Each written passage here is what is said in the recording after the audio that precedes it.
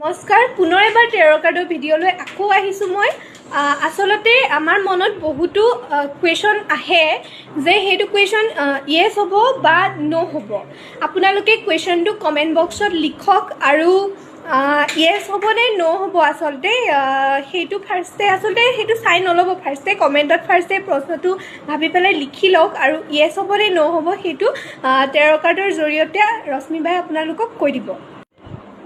নমস্কাৰ